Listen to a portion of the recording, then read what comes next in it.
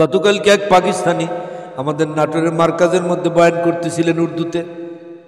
উনি বলতেছিলেন হাসান বসরি রহমতুল্লাহ আলাইহির সময় একজন বিধবা নারী একটা সন্তান, তার এই সন্তানের জন্য তার জীবনকে উৎসর্গ করে লালন পালন করছে। মা যখন বার্ধক্যে পৌঁছে গেছে, মাথার চুল পেকে গেছে, সন্তানরে বলতেছে, বাবারে তুই ভূমিষ্ঠ হওয়ার পরে তোর আব্বা দুনিয়ার থেকে বিদায় নিয়ে চলে গেছে। তোর বাল্যকাল থেকে, তোর দোলনার থেকে, কোল থেকে এ পর্যন্ত তোর বয়স 60-এর কোঠা পার হয়ে গেছে। বাবারে একটু এই যুগের সব থেকে বড় বুজুর্গ হাসান বসরির দরবারে গিয়ে একটু তুই তওবা করে আয়। সন্তান উপহাস করে বলছে, মা হাসান বসরির দরবারে আমার যাওয়ার দরকার নাই, তুমি হাসান বসরিকে ডেকে নিয়ে এসো, আমি তার মুখে মুখে তওবা করব। মা এই কথা শোনার পরে গভীর রাত্রে পর্দার সাথে হাসান বসরি যখন নামাজে দাঁড়িয়ে গিয়েছেন, মালিকের সাথে সম্পর্ক করতেছেন, চুপি সরে একজন মেয়ে মানুষ সালাম পেশ করে। একবার দুইবার কয়েকবার সালাম পেশ করার পরে হাসান বসরি নামাজ শেষ করে বলেন, মা যান এত রাত্রে আপনি কি দরকারে আমার কাছে আসলেন? মা যান বলতেছে, বাবারে আমার তো একটাই ছেলে, আজ থেকে 60 বছর আগে আমার স্বামী ইন্তেকাল করেছে, আমার বয়স তো 90-এর কোঠায়, আমার ছেলের বয়সও 60-59 এরকম, কিন্তু আমার ছেলে জীবনে মসজিদে যায় না, নামাজ কালাম পড়ে না, আল্লাহর পরিচয় নিতেই রাজি না। আমি তাকে প্রস্তাব দিলাম, বাবা সময় শেষ হয়ে গেছে, তুই একটু হাসান বসরির দরবারে গিয়ে তওবা করে আল্লাহর পথে ফিরে আয়।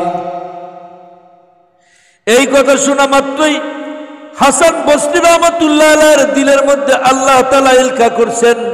আল্লাহ তাআলা বলে দিলেন, হাসান বসরি রে, তোর সেখানে যাওয়ার দরকার নাই, তার মাকে বলে দে এইটা সন্তান উপহাস করছে যে হুজুর আসবেও না, আর আসলেও আমি তার কাছে তওবা করব না।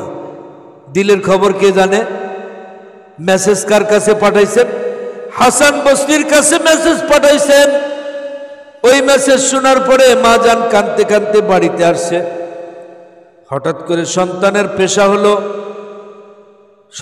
পেশা হলো রাত্রি যত গভীর হয়ে যায় ছিনতাইয়ের কাজের মধ্যে বের হয়। এবার দেখে বিধবা মার ঘরের দরজা খোলা। হঠাৎ করে কোনোদিন তো এরকম 2টার দিকে মায়ের ঘরের দরজা খোলা দেখি নাই। মার ঘরের দরজার দিকে আগাইতে গিয়ে দেখে মা হাঁপাইতে হাঁপাইতে আসতেছে, আর মা বলতেছে, বাবারে তুই কি পরিবর্তন হবি না? বলে, মা কি পরিবর্তন হব? বলে, বাবা হাসান বসরির কাছে গিয়ে তোমার প্রস্তাব পাঠাইলাম, তুমি নাকি তওবা করবা হাসান বসরির মুখে মুখে, কিন্তু হাসান বসরিও জবাব দিয়ে দিল, বললেন, না তোমার সন্তান তওবা করবে না, তোমার সন্তান ভৎসনা করবে, এই জন্য যাওয়ার প্রয়োজন নাই, তোমার সন্তানের তওবা নসিব হবে না। এই কথা শোনা মাত্রই দিলে দিলে সিদ্ধান্ত নিয়ে নিল ওই ছেলে, আর জীবনে কোনোদিন চুরি ডাকাতি ছিনতাই আমি করব না। দিলে দিলে সিদ্ধান্ত নিয়ে নিলেন।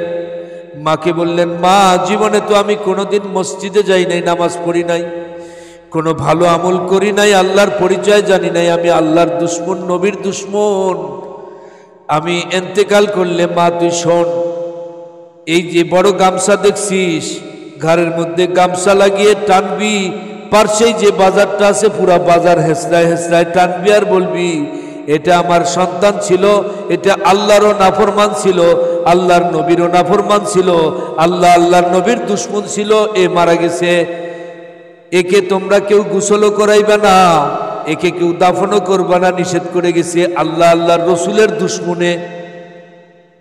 সত্যি সত্যি কিছুক্ষণ পরে সন্তান ইন্তেকাল করছেন। আল্লাহর ওলি হাসান বসরি আবার যখন এই মাকে বিদায় দিয়ে হাসান বসরি আল্লাহর সাথে সম্পর্কে দাঁড়িয়ে গেছেন, হাসান বসরি যখন নামাজের মধ্যে দাঁড়াইছেন, আল্লাহ পাক দ্বিতীয়বার হাসান বসরির দিলের মধ্যে ইলহাম করছেন, হাসান বসরি রে একটু আগে তোর কাছে মেসেজ পাঠাইছিলাম, ওর দিলের মধ্যে কল্পনা চলতেছে আল্লাহর বান্দা বুজুর্গ আলেম, উনি আমার কাছে আসলেও আমি তওবা করব না, তাই তোর কাছে মেসেজ দিয়েছিলাম ও উপহাস করবে। কিন্তু আমার বান্দা আমার প্রতি এত আঘাত বিশ্বাস ভালোবাসা নিয়ে তার মাকে যখন রাত্রি 2টার সময় ঘরে পায় নাই, তার দিলের মধ্যে নতুন একটা চিন্তা আসছে। চিন্তাটা কি? হায় রে, আমার মা 90 বছর বয়স পর্যন্ত আমাকে এইভাবে দোলনার থেকে পেট থেকে বের করার পরে এইভাবে লালন করছে। মা তো অন্য কিছু আমার কাছে চায় নাই, আমার কাছে মা শুধু চাইছে বাবারে তুই একটু শেষ জীবনে আল্লাহর পথে আয়। রাত্রিবেলায় দেখে মার ঘরের মধ্যে মা নাই, দরজা খোলা। এইটুক টাইমে ছেলের দিলের মধ্যে আসছে হায় আমার মা শৈশবে আমাকে নিয়ে কত কষ্ট করেছে, শেষ বয়সেও আমাকে আল্লাহ পর্যন্ত পৌঁছানোর জন্য হাসান বসরির দরবারে গিয়েছে। আল্লাহ তুমি সর্বত্র বিরাজ। আল্লাহ আমি জীবনের তরে হাসান বসরিকে জীবনে পাবো কি পাবো না জানি না। আল্লাহ আমি মন থেকে দিল থেকে তওবা করলাম, আমি ফিরে আসলাম, কিন্তু সারা জিন্দেগি আমি অন্যায় করেছি, নাফরমানি করেছি। আল্লাহ এই জন্য মরার পরে তো শাস্তি অনিবার্য আছেই, তাই আমার মা আমাকে শতবার পথে সঠিক পথে নিয়ে আসার জন্য চেষ্টা করার পরেও যখন মা আমাকে ফিরাইতে পারে নাই, এই জন্য মায়ের মনোকষ্ট যেন দূর হয়ে যায়। মা যেন আমাকে এই রশি ধরে এই গামছা দিয়ে টানতে টানতে বাজার এলাকা ঘুরায় নিয়ে তারপরে পাহাড়ে গিয়ে পাদদেশে গিয়ে কোনো গোপন জায়গায় আমাকে মা চুপ করে রেখে আসে। আমি যেন কারো জীবনের শেষ মুহূর্তে বোঝা যেন না হই। আমি একটা অপদার্থ ব্যক্তি, আমি মারা গেলে আমাকে গোসল করাইবে, মুসলমানি কায়দায় কবর খনন করবে, মানুষ কষ্ট করবে। আমি তো জীবনে আল্লাহর কোনো হুকুম মানি নাই, নবীর কোনো তরিকায় চলি নাই। আল্লাহ তুমি সাক্ষী থাকো, আমি আমার জিন্দেগির মনে তওবা করলাম, আর জীবনে কোনোদিন অন্যায় কাজ করব না। আল্লাহর বান্দা এই বলতে বলতে দুনিয়ার থেকে বিদায় নিয়ে চলে গেলেন। হাসান বসরির মা আল্লাহর ওলি, এই বুজুর্গ ব্যক্তি অপরাধী ব্যক্তি, কিন্তু শেষবার তওবা করে আল্লাহর কাছে গ্রহণযোগ্যতা লাভ করেছে। হাসান বসরি নামাজের মধ্যে আছেন, আল্লাহ রাব্বুল আলামিন দ্বিতীয়বার হাসান বসরির দিলের মধ্যে ইলকা করতেছে, ইলহাম করতেছে। হাসান বসরি, একটু আগে যে তোকে বলছিলাম আমার এক গোলাম অপদার্থ ব্যক্তি আমার সাথে নাফরমানি করে, আমার নবীর সাথে নাফরমানি করে, মুসলমানদের সাথে ঠাট্টা বিদ্রুপ করে, কিন্তু মার এই কষ্ট দেখে শেষ মুহূর্তে নিঃশ্বাস ত্যাগ করার আগে আগে আমার পথে ফিরে আসছে। হাসান বসরিরে যা, তার মা তো কিংকর্তব্য বিমরের মধ্যে পড়ে গেছে, তুই যা, যে তাকে উত্তম কায়দায় গোসল করিয়ে কবর খনন করে নিজেই জানাজা পড়ায় তার কবরের মধ্যে রেখে আয়। সুবহানাল্লাহ বললেন না? আল্লাহ শুনে কি শুনে না? কথা বলেন। বিপদেরটাও শুনে, খুশি অবস্থায় বললেও শুনে। আল্লাহ তাআলা সব সময় শোনেন, সব সময় দেখেন। লা তাখুযুহু সিনাতুন ওয়ালা নাওম। আল্লাহ তো এই সত্তা যিনি ঘুমান না, এমনকি তন্দ্রার ভাবও যার আসে না, যে আল্লাহ তাআলার সর্বত্র একই অবস্থায়। ইমামে আজম আবু হানিফা রহমতুল্লাহ আলাইকে সেই যুগের নাস্তিকরা জিজ্ঞাসা করছিল, আপনারা তো বলেন আল্লাহ হাইয়ুল কাইয়ুম, চিরঞ্জীব, আল্লাহ তাআলা দেখেন, তো বলেন তো আল্লাহ তাআলা এই মুহূর্তে কোন দিকে দেখতেছেন? ইমামে আজম আবু হানিফা রহমতুল্লাহ আলাইহি বললেন, একটা মোম জ্বালাও, বাতাস নাই যেখানে সেখানে মোমটা প্রজ্বলিত করো অন্ধকারের মধ্যে। এবার মোমটা যখন জ্বালাইছে তখন বলছে, বলো তো মোমের আলো কোন দিকে বেশি যাচ্ছে, কোন দিকে কম যাচ্ছে? তো বলছে না, চতুর্দিকে সমানভাবে যাচ্ছে মোমের আলো, চতুর্দিকে আলো ছড়াচ্ছে। তো উত্তর দিলেন যে আল্লাহ তাআলা সব কিছু এইভাবে দেখেন।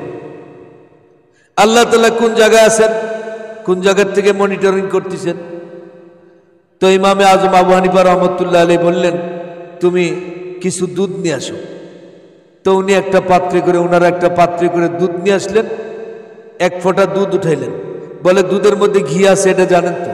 দুধের মধ্যে ঘি থাকে না? বলেন এই পুরা পাতিলের মধ্যে ঘি আছে, এটা তো সঠিক, কিন্তু এক ফোঁটা দুধ যে উঠেছি এর মধ্যেও ঘি আছে না নাই?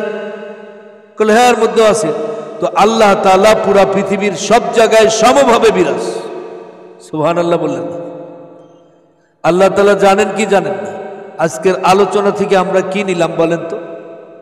আল্লাহ তাআলা বলেন, বান্দা আমি তোর এত কাছের, তুই চাও মাত্র, তুই কি চাবি?